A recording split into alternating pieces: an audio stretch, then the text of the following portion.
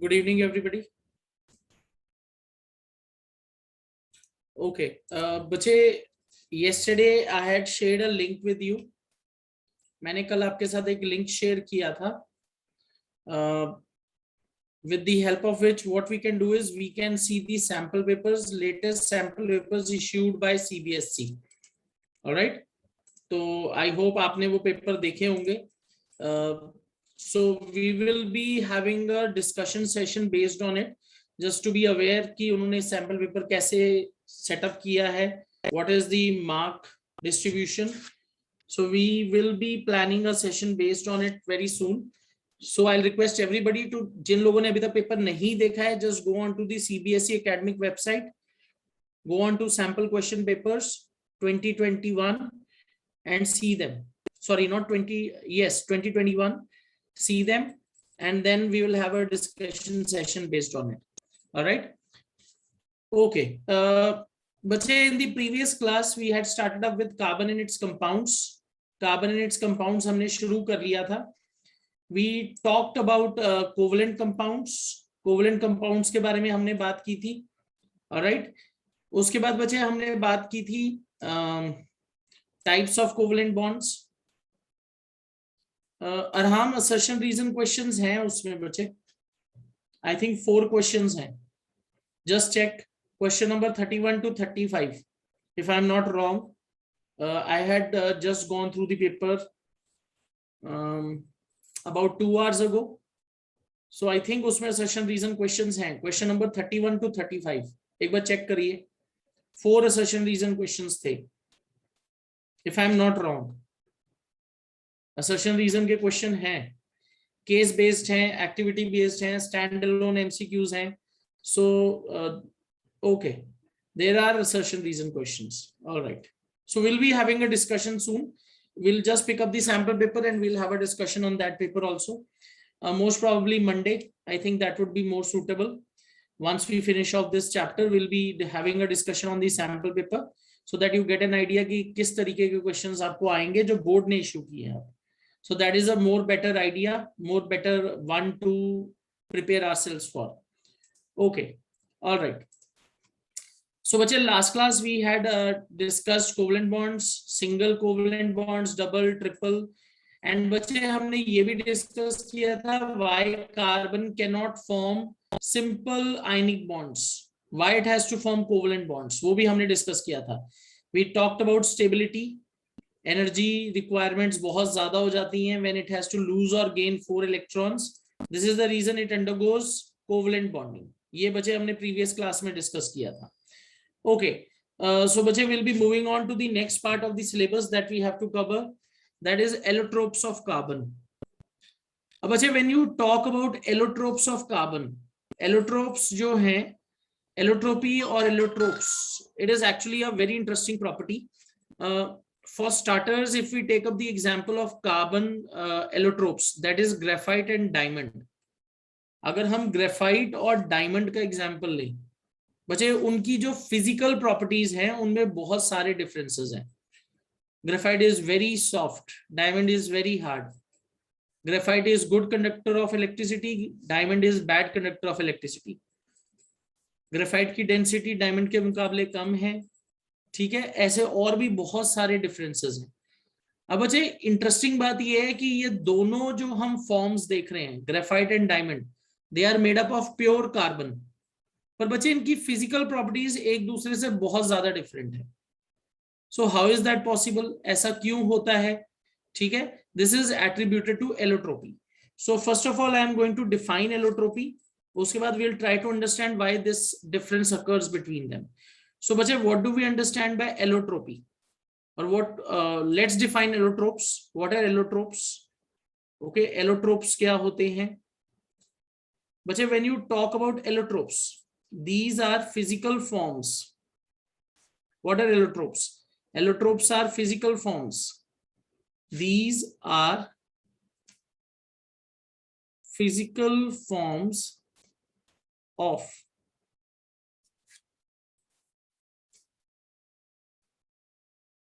same element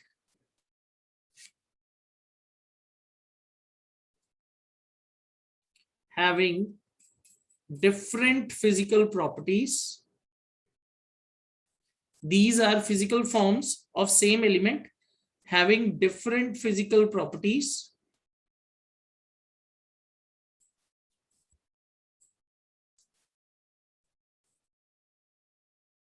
Having different physical properties, but same chemical properties. वैसे बच्चे ये line मुझे लिखने की जरूरत नहीं है, सेम केमिकल प्रॉपर्टीज, पर चलो I am writing it down, क्योंकि बच्चे देखो सेम एलिमेंट के ही फॉर्म्स हैं तो केमिकल प्रॉपर्टीज तो अलग हो ही नहीं सकती. It is made up of carbon. जैसे अगर मैं डायमंड और ग्रेफाइट की बात करूं तो केमिकल प्रॉपर्टीज तो सेम ही रहेगी, पर उनकी अरेंजमेंट की वजह से उनकी फिजिकल प्रॉपर्टीज वेरी होगी. ओके, मैंने लिख दी है ये line, but it is not required. These are physical forms of same element having different properties but same chemical properties. So if you talk about allotropes, इसमें सबसे common example जो हम बच्चे करेंगे इस चैप्टर के अंदर, that is diamond and graphite. Okay, example क्या है बच्चे? Diamond and graphite. These are allotropes, common allotropes of carbon. Okay, diamond and graphite. आपकी बुक में बच्चे एक और एलोट्रोप दिया हुआ है C60, that is known as Buckminster fullerene. उसके बारे में हम पहले इनको डिस्कस कर ले, फिर हम उसको एक बार पिकअप करेंगे. ऑलराइट, सो बच्चे if we try to analyse their physical properties, if you talk about diamond और graphite, okay, let's first talk about graphite. Graphite की फिजिकल प्रॉपर्टीज की अगर हम बात करते हैं, okay, number one, it is a very soft material. It is very soft. Okay, graphite is very soft. Second, it is good conductor of electricity. It is good conductor of electricity.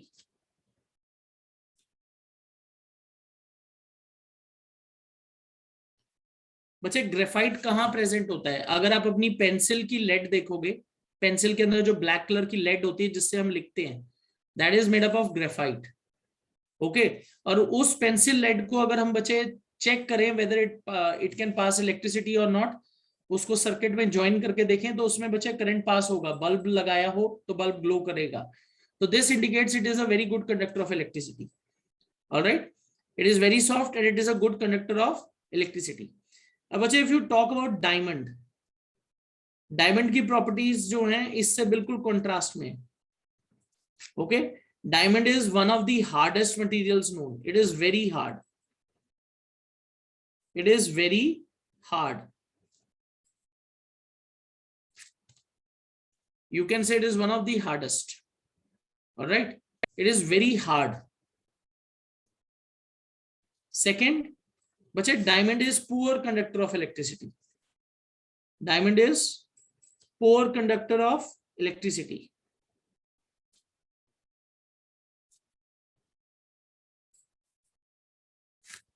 Alright, इसके अलावा बच्चे अगर आप इनकी density वगैरह भी compare करोगे तो ऑब्वियसली डायमंड ज्यादा डेंस है, उसकी डेंसिटी ज्यादा होगी. ऑलराइट, कंपैरेटिवली ग्रेफाइट और डायमंड में बच्चे मेल्टिंग पॉइंट में ज्यादा फर्क नहीं आएगा, फिर भी हम कहेंगे कि डायमंड का मेल्टिंग पॉइंट ग्रेफाइट से ज्यादा है. पर बच्चे ये जो दो प्रॉपर्टीज मैंने लिखी है ये इनकी डिस्टिंग्विशिंग प्रॉपर्टीज है. ग्रेफाइट सॉफ्ट है, गुड कंडक्टर है, diamond is hard and it is poor conductor. Now question arises, ये फर्क क्यों है? They are made up of carbon, दोनों कार्बन के बने हैं, पर ये प्रॉपर्टीज एक दूसरे से वेरी क्यों करती हैं? अब बच्चे आंसर है इसकी arrangement. If you closely observe structure of diamond and graphite, okay, atoms की जो अरेंजमेंट है वो बहुत डिफर करती है एक दूसरे से. Okay, I'll just explain this to you. Let's say we talk about diamond first, the structure of diamond. तो बच्चे यहां डायमंड है, ऑलराइट, दिस इज डायमंड. ये आपका एक सेंट्रल कार्बन एटम है डायमंड में, एक ऊपर है कार्बन यहां,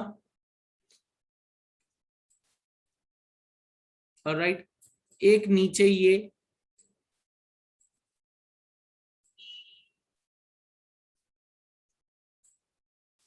Just a moment.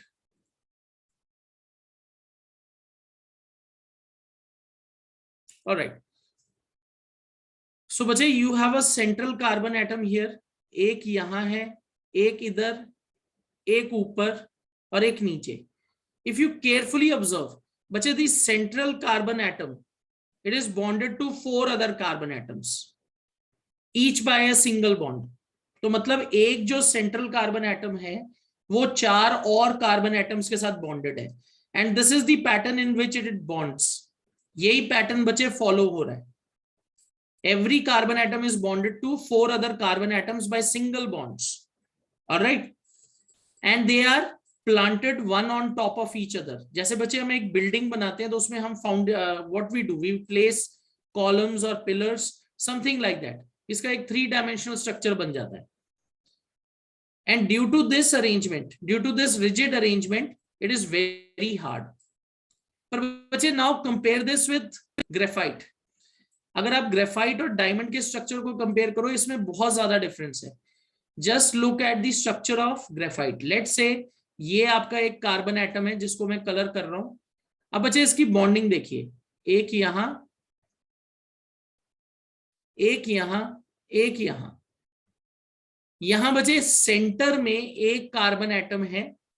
Okay, centre में एक कार्बन एटम है और हमें बॉन्डिंग किसके साथ दिख रही है? It is bonded with 3 other carbon atoms. Okay, अब इसके अंदर क्या हो रहा है? इसमें एक जो सेंट्रल कार्बन एटम है वो 4 कार्बन एटम के साथ बॉन्डेड नहीं है, 3 के साथ है. And this is forming a hexagonal like layers. Hexagonal layers बन रही हैं. And these layers are placed one on top of another. Hexagonal layers, they are placed on one top of another. Unlike diamond, जहां एक carbon 4 के साथ bonded है, graphite में क्या हो रहा है? एक कार्बन सिर्फ 3 अदर कार्बन एटम्स के साथ बॉन्डेड है. और किस तरीके से बॉन्डेड है कि एक हेक्सागोनल लेयर बने. बच्चे, इन दोनों के स्ट्रक्चर में ये डिफरेंस है.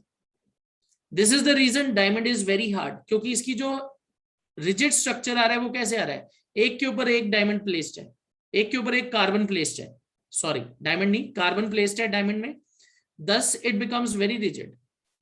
पर बच्चे, अगर आप ग्रेफाइट में देख रहे हो तो यहां जो कार्बन की बॉन्डिंग है किस तरीके से हो रही है कि इसमें हेक्सागोनल लेयर्स बने. And this is the reason graphite is very soft. अगर आप ग्रेफाइट पे थोड़ा भी फोर्स लगाओगे तो ये लेयर क्या करती है? एक दूसरे के ऊपर स्लिप हो जाती है. And this is the reason graphite is soft. और अब अगर मैं सोचूं कि graphite good conductor of electricity क्यों है? क्योंकि बच्चे, एक जो सेंट्रल कार्बन है इसकी वैलेंसी कैसे सेटिस्फाई होती है? एक के साथ ये डबल बॉन्ड बनाता है. पर बच्चे, अगर मैं लेयर्स में देखूं, वो जो इलेक्ट्रॉन है extra, when you apply voltage, that electron can be delocalized, it can move. As a result, electricity can pass easily through graphite. But diamond के अंदर ऐसा कोई फ्री इलेक्ट्रॉन नहीं है, उसने सारी की सारी अपनी बॉन्डिंग कंप्लीट की हुई है. This is the reason diamond के थ्रू करंट नहीं पास हो सकता. ग्रेफाइट के अंदर क्योंकि एक डबल बॉन्ड बनता है, उसकी वजह से एक डीलोकलाइज्ड इलेक्ट्रॉन है. अगर आप उसमें वोल्टेज लगाओगे तो क्या होगा? That electron can move. And this is the reason graphite is good conductor of electricity. तो बच्चे, ये जो 2 प्रॉपर्टीज हम लिख रहे हैं mainly, hardness, you can say rigidity or hardness, and conduction of electricity, that can be attributed to arrangement of carbon atoms. ठीक है बच्चे, is this clear? ये चीज सबको समझ आ गई क्यों इनकी फिजिकल प्रॉपर्टी एक दूसरे से अलग है?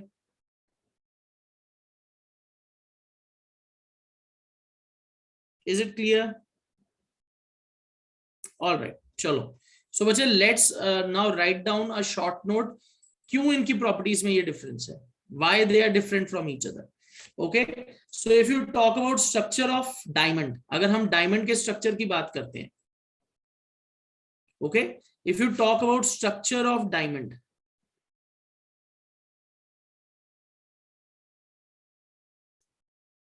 डायमंड के अंदर बच्चे क्या हो रहा है? Each central carbon atom, Arham, I'll just come to the passage of electricity in graphite when I'll explain the structure. Okay, diamond के अंदर क्या हो रहा है बच्चे? In diamond, what is happening? It is made up of a three-dimensional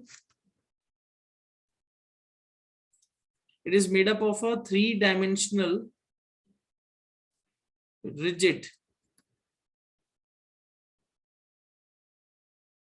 It is made up of three-dimensional rigid network of carbon atoms. ठीक है, इसमें कैसे बॉन्डिंग हो रही है? A single carbon atom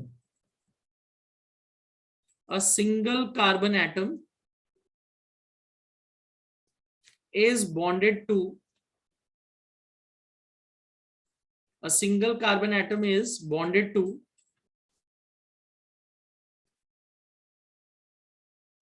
four other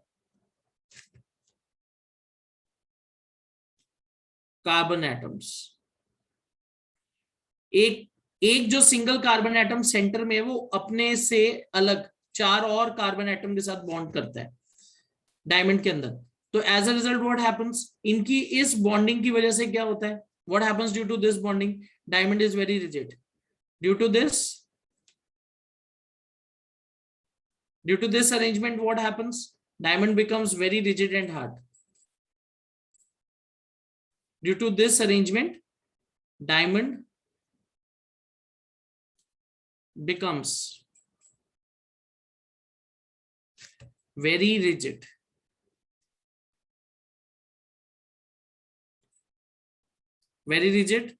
And acts as poor conductor of electricity.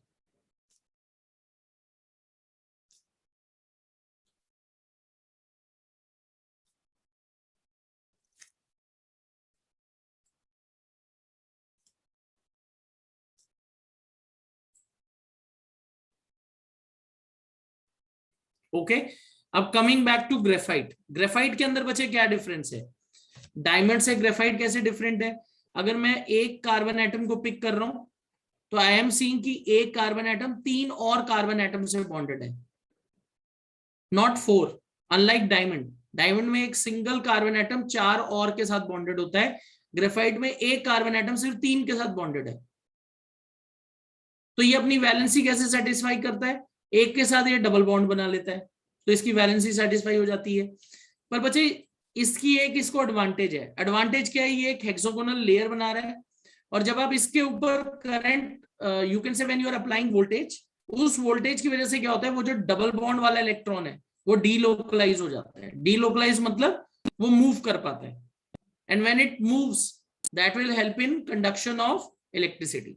आप simply क्या लिखोगे कि इसका जो ये नेटवर्क है हेक्सागोनल एरे, जहां एक डबल बॉन्ड प्रेजेंट है between two carbon, when you put voltage और when you apply voltage, what is going to happen? The electron is able to move. The electrons are able to move. As a result it can conduct electricity. ठीक है, is it clear आराम now?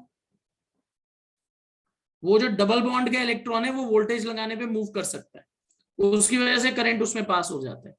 Okay, all right. So when you talk about graphite, जब हम graphite की बात करते हैं, okay, graphite के अंदर कैसे बॉन्डिंग है? A single carbon atom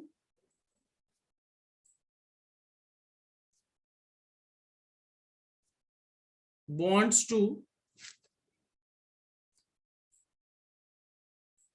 three other carbon atoms. इसके अंदर क्या हो रहा है? एक सिंगल कार्बन एटम है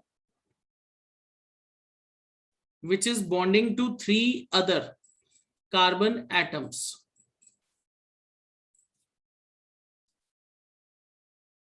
इसके साथ, इसकी वजह से क्या होता है? there is formation of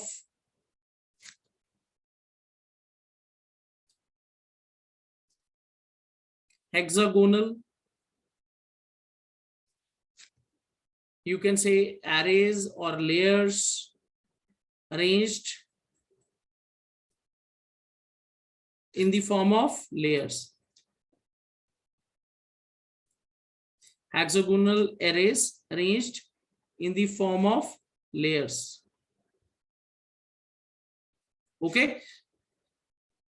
hexagonal arrays बन जाएंगी जो लेयर्स की फॉर्म में अरेंज्ड है। इसकी वजह से क्या होगा,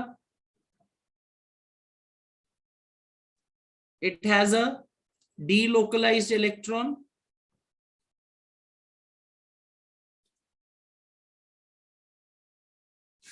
it has a delocalized electron which makes it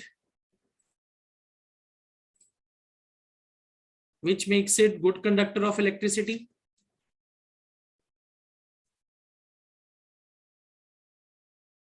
इसमें एक डीलोकलाइज्ड इलेक्ट्रॉन आ जाएगा हर एक कार्बन एटम के पास। डीलोकलाइज्ड मींस व्हाट बच्चे, डीलोकलाइज्ड का मतलब है कि वो जो डबल बॉन्ड बन रहा है ना, उसकी वजह से वो एक इलेक्ट्रॉन फ्री होके मूव हो सकता है। It is not fixed, delocalized है। बच्चे how are covalent bonds form, they are form by sharing, not by complete transfer. हमने यही सीखा था ना, कोवेलेंट बॉन्डिंग में क्या होता है, शेयरिंग से इलेक्ट्रॉन बन रहा है। और जहां डबल बॉन्ड है, तो उसकी वजह से क्या हो रहा है, वो जो एक इलेक्ट्रॉन है उस रिंग के अंदर डीलोकलाइज हो जाता है, इट कैन मूव। बच्चे एट योर लेवल इससे ज्यादा मैं एक्सप्लेन ही नहीं कर पाऊंगा, क्योंकि अभी आपको स्ट्रक्चर्स के बारे में इतनी क्लैरिटी नहीं है, ठीक है ना। What do we understand by arrays, arrays का क्या मतलब है, ओके ये वर्ड तो आपकी एनसीईआरटी की बुक में भी यूज हुआ है। ये देखो हेक्सागोनल एरेज, एरेज का क्या मतलब है बच्चे, ये लेयर्स, जैसे छोटे छोटे यूनिट्स होते हैं ना, एरेज लेयर्स, एक के ऊपर एक arranged. Is it clear Simran? Arrays का मतलब ये समझना है बच्चे कि जैसे हमने 6 कार्बन एटम के क्या किए, छोटे छोटे यूनिट बना लिए हेक्सागोन की शेप में, एक के बाद एक, फिर उनको जोड़ते गए, फिर लेयर्स बनाते गए। एरेज, एरेज का मतलब होता है छोटे छोटे यूनिट्स, जैसे मोनोमर्स होते हैं पॉलीमर में, उस तरीके से समझ लो। Alright, okay. और बच्चे ये जो लेयर्स हैं, इनके बीच में बहुत लूज बॉन्ड्स हैं। देखो ये डैश डैश लाइंस दिखाई है ना, लेयर्स के बीच में भी इनकी क्या है, वीक फोर्स ऑफ अट्रैक्शन है, स्ट्रॉन्ग फोर्स ऑफ अट्रैक्शन नहीं है। दिस इज द रीजन, अगर आप फोर्स लगाओगे तो वो एक दूसरे में स्लिप भी हो जाते हैं। It has delocalised electron which makes it good conductor of electricity. Electricity का गुड कंडक्टर इसलिए क्योंकि इसका इलेक्ट्रॉन मूव कर सकता है। एंड इट इज सॉफ्ट, क्योंकि लेयर्स जो है वो एक दूसरे के ऊपर स्लाइड हो जाती हैं। And graphite is soft, graphite क्या है, it is soft, graphite is soft, it is soft as layers can move over one another। एक दूसरे के ऊपर क्या होगा, आप फोर्स लगाओगे तो वो एक दूसरे के ऊपर से मूव हो जाते हैं। This is the reason graphite is soft. Alright, तो बच्चे ये इसका स्ट्रक्चरल रोल है। Okay, this is the difference in physical property due to their arrangement. Okay, चलो अब बच्चे आपकी बुक में एक और एग्जांपल दिया हुआ है, Buckminster fullerene. Okay, Buckminster fullerene का आपको एक स्ट्रक्चर दिया हुआ है। अब बच्चे अगर हम बकमिंस्टर फुलरीन की बात करते हैं, ऑलराइट, बकमिंस्टर फुलरीन जो है, it is in the shape of a football. Football की तरह देखो, इसके अंदर कार्बन की अरेंजमेंट है। और C60 क्यों बोल रहे हैं, क्योंकि इसमें कितने कार्बन एटम्स हैं, 60 carbon atoms, which is the most common type of फिलरीन।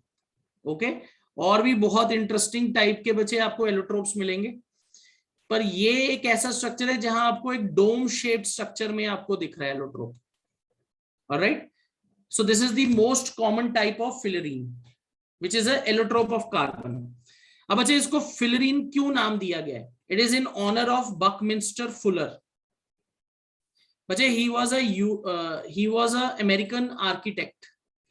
उनके ऑनर में ये एलोट्रोप को नाम दिया गया है। उनके ऑनर में क्यों नाम दिया गया है, ही